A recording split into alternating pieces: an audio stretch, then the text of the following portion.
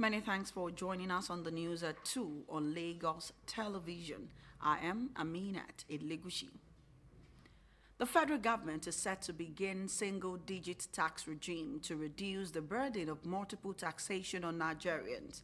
Chairman, Presidential Committee on Fiscal and Tax Reform, Taiwo Oyedele, who disclosed this, explained that all taxes will be cut down to single-digit when the ongoing reforms are concluded. He noted that his committee has put a framework in place to enhance cooperation between tax authorities and state in terms of data, tax intelligence, and capacity building. A single-digit tax system allows less than 10 taxes to be paid by citizens or businesses within a period of time. Recall that on his X account on Monday, Oyedele said the federal government will reduce the overall tax burden on Nigerians while still ensuring that enough revenue is generated in the country. He says the reform by the government will benefit small and large businesses as there will be a harmonized single levy at a reduced rate. Federal lawmakers have called for the inclusion of local contractors in Nigeria's construction industry towards boosting national development. The lawmakers from a joint committee on works of both chambers of the National Assembly made the call in Abuja during Local Contractors Summit. They emphasized the importance of empowering indigenous contractors, stressing that indigenous contractors have not been given enough opportunities over the years in the nation's infrastructural sector. Chairman Senate Committee on Works, Barinada Mbigi, highlighted the challenges local contractors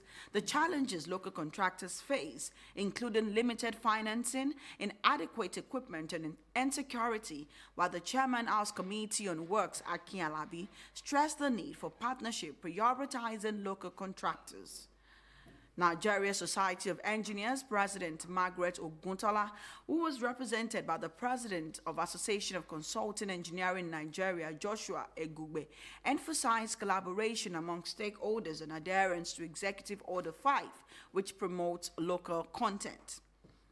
The summit, with the theme, Empowering Local Contractors for National Development, Bridging Gaps and Building Partnership, is aimed at addressing challenges, explores solutions, and deepen collaborations between indigenous contractors, construction companies, and policy makers. The Nigeria Civil Aviation Authority is set to adopt blockchain technology to enhance efficiency, transparency, and convenience in aviation travel.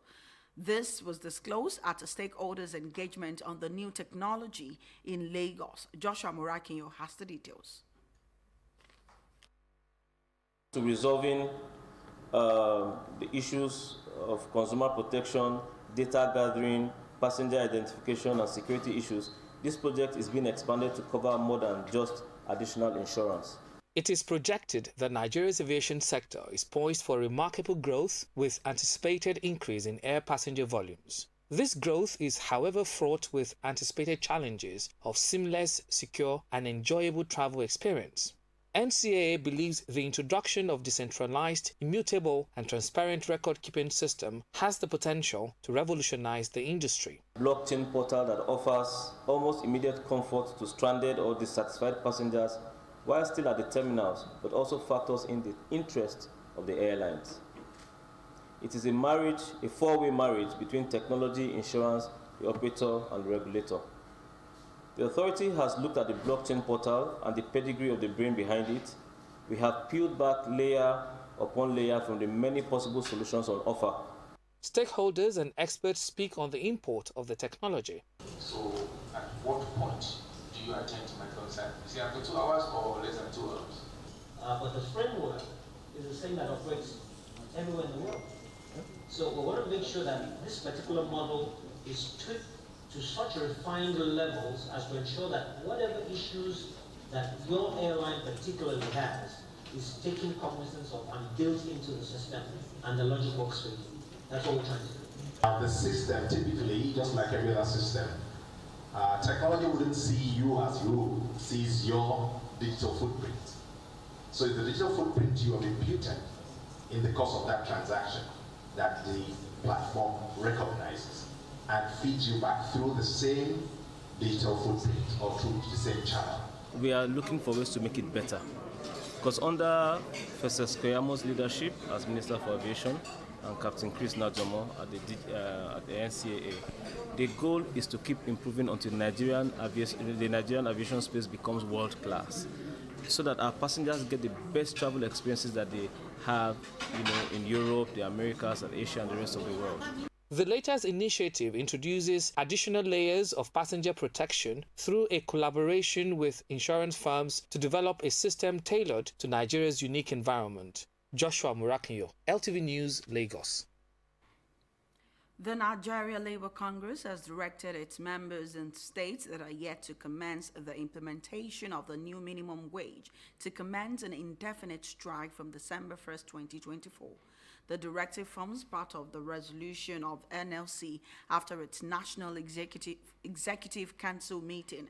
The Labour Congress also demanded immediate concrete interventions from the federal government to relieve the suffering of the worsening economic situation in the country. The NLC also accused petroleum marketers of inflating and pump price of petrol, which it says is significantly higher than the actual market value.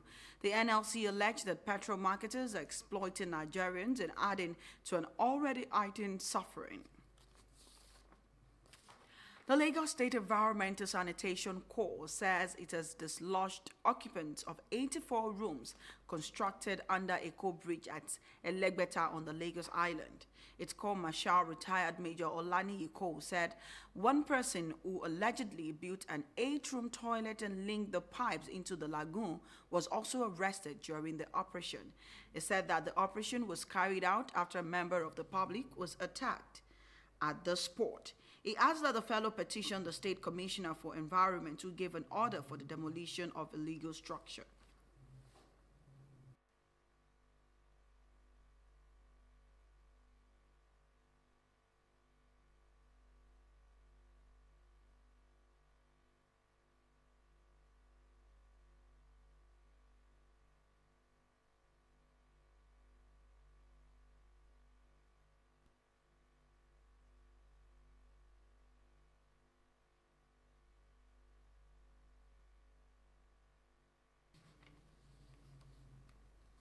We'll bring you details of that in a subsequent bulletin. Now moving to sports, Britain's Mark Cavendish ended a cycling career with victory in the Tour de France Criterium in Singapore.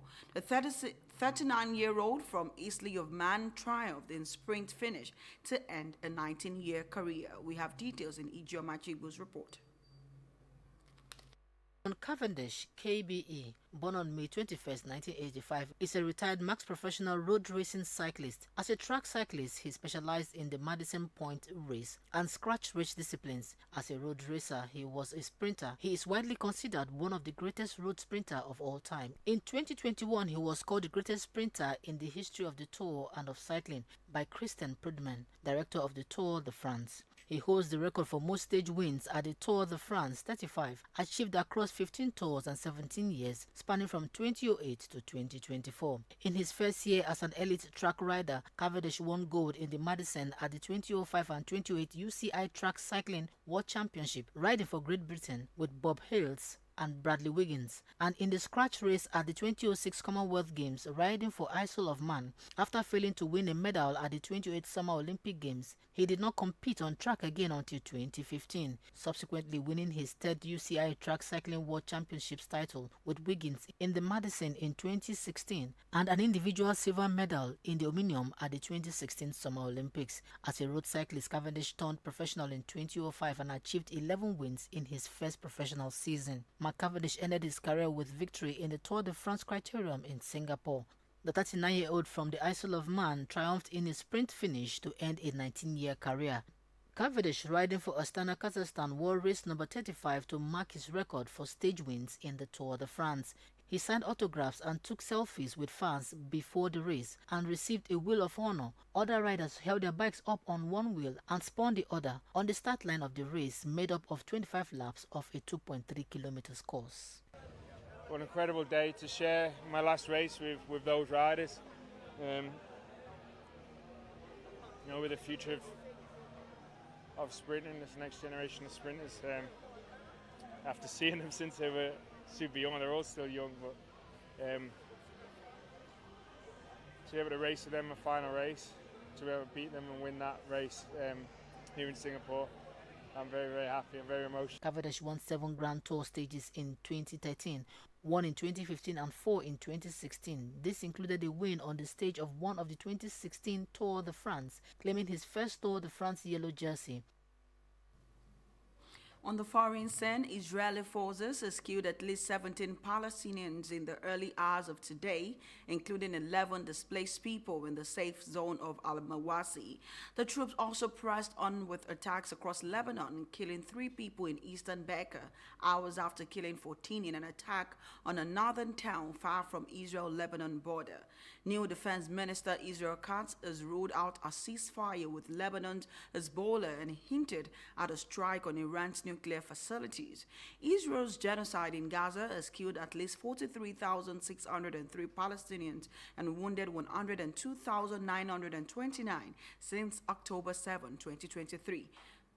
An estimated 1,139 people were killed in Israel during the Hamas-led attacks the day, and more than 200 were taken captive.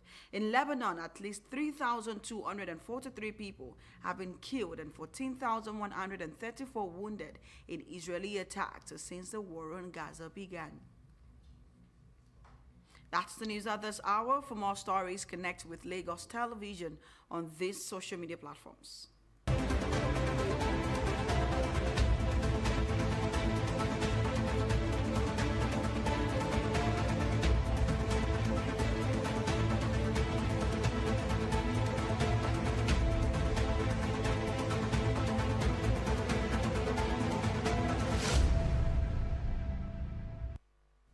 Many thanks for staying with us. Please remember to call the Lagos State toll-free lines 767-0112 in case of emergencies. I am Aminat Elegushi. See you again at 4 p.m.